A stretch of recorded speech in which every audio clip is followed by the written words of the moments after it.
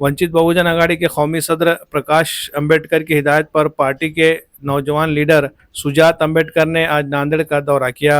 इस दौरान उन्होंने शहर के वार्ड नंबर 18 खड़गपुरा, दुलेशा रहमान नगर, जीएम कॉलोनी, पंचशील नगर, भीमघाट और खदीम शहर में गाड़ीपुरा व दीगर सैलाबजदा इलाकों का मुआयना किया।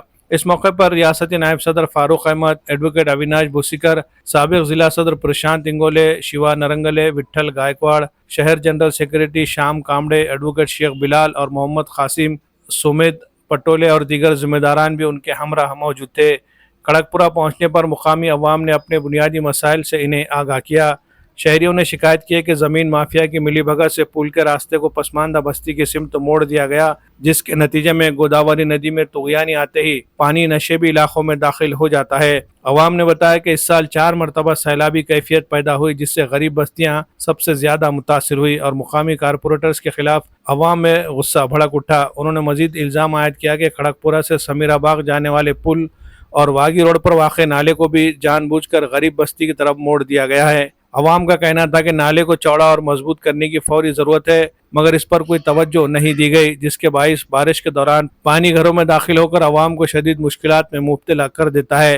मुतासरीन से मुलाकात के बाद सुजात अंबेडकर ने वफद के हमरा हजरत दुलेशा रहमान नगर का भी दौरा किया और हालिया सैलाबी पानी में जहां बाग होने वाले नौजवान मिनाज खान के अहल खाना से मुलाकात करके गहरे रंजो गम का इजहार किया। इसी इलाके में बिजली गिरने से 3 घरों को पहुंचने वाले नुकसान का भी उन्होंने जायजा लिया। वंचित बहुजन आघाड़ी के कायदीन ने मुतासरीन को यकीन दिलाया कि इनके मसाइल को इंतजामिया के सामने भरपूर क़ुव्वत से उठाया जाएगा और मुतासरा ख़ानदान को सरकारी इमदाद व इंसाफ दिलाने के लिए हर मुमकिन जद्दोजहद की जाएगी। ये दौरा सैलाब मुतासरीन के साथ पार्टी की यकजहती और उनमें जद्दोजहद का वाज़े ऐलान साबित हुआ।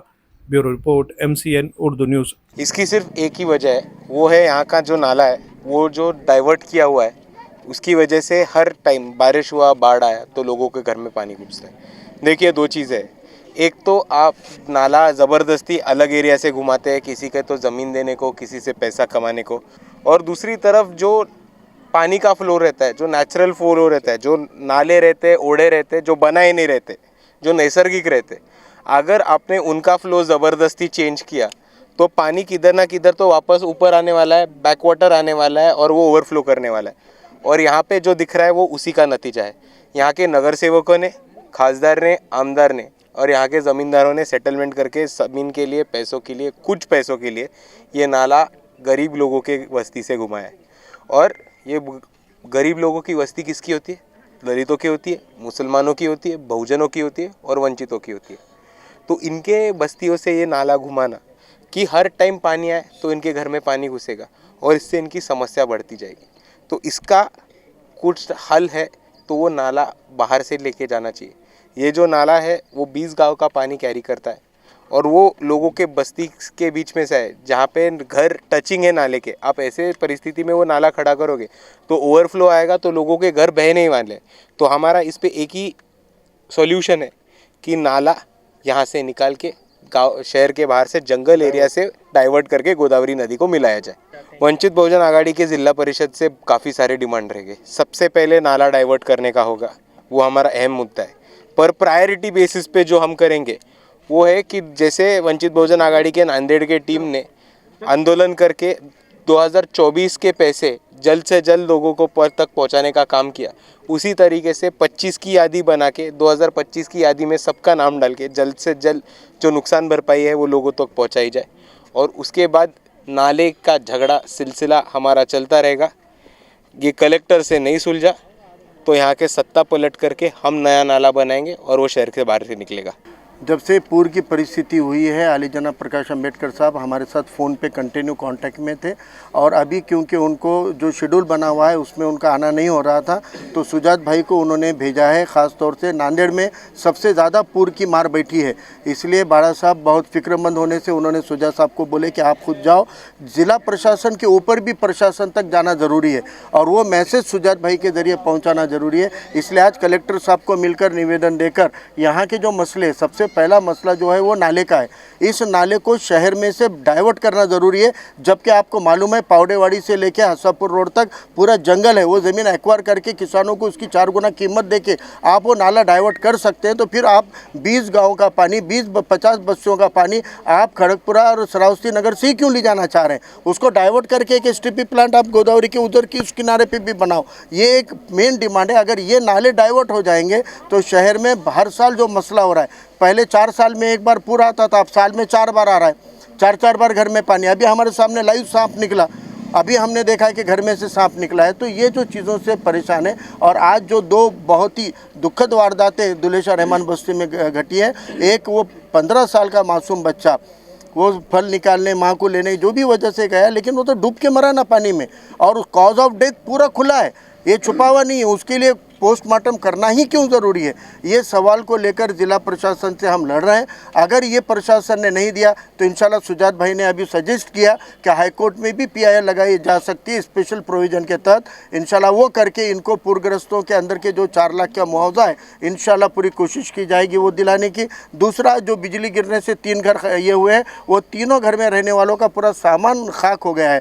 अब वो लोगों को नए सिरे से संसार खड़ा करना है। हम सरकार से विनती करते हैं कि जो SDRF का प्रोविज़न है 1 लाख रुपए तत्काल देने का, वो 1-1 लाख रुपए तीनों को देकर सरकार अपने जगह पर घर बनाकर उनको दे, और जो मकान मालिक का नुकसान हुआ उसकी भी भरपाई करे। लेकिन ये तीनों किराएदार जो रहे हैं, इनको भी अलग से घरकुल में पूरा घर बनाकर देना चाहिए। 2.25 लाख वाला घरकुल नहीं होना हमको।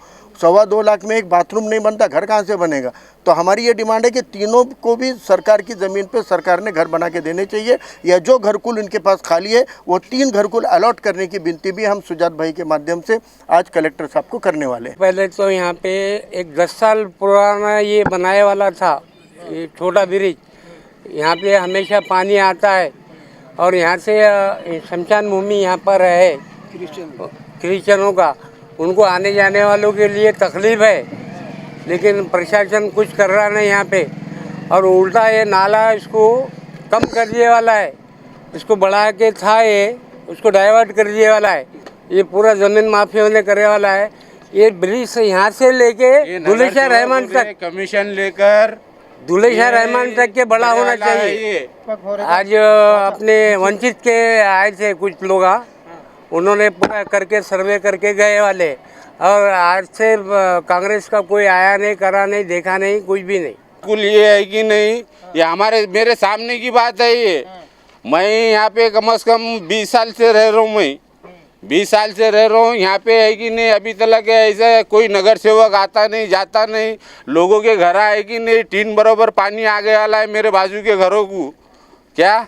और ये नगर सेवक का मिलके क्या उनसे पैसा खाए वाले हैं, जिसके प्लॉट था ये उससे पैसा खा के ये डिवाइड करे वाला है। ये नाले को, नाला पहले वो झाड़ के पास से जाता था, हमारे बचपन से देखता हूँ मैं क्या, हमारे बचपन से देखता हूँ मैं नाला। आज कौन आए थे यहाँ पे? आज ये वंचित वाले आकर देख कर गए, हमारे को दिलासा दिए, दिल को दिलासा दिए कि ये हम ब्रिज का काम जल्द से जल्द तामीर करेंगे बोलकर। आँखों से माजूर हूँ और मैं नाबीना हूँ। मेरे को आने जाने को दिक्कत हो रही, बहुत परेशानी हो रही, और कोई है कि नहीं नगर से कोई आके देखा नहीं। अभी वंचित वाले आके देख रहे खाली, और नाले से बहुत दिक्कत है हमको, बहुत परेशानी है, हद से ज़्यादा परेशानी है। और ब्रिज बनना चाहिए। इससे पहले भी कलेक्टर साहब को बोला था मैंने, तो कलेक्टर साहब हाँ हाँ बोले, बाद में फिर वापस चले गए। वापस जाने के बाद ऐसे हम समस्या को हल करने का छोड़ रहे, तो हल हो रहा ही नहीं कुछ।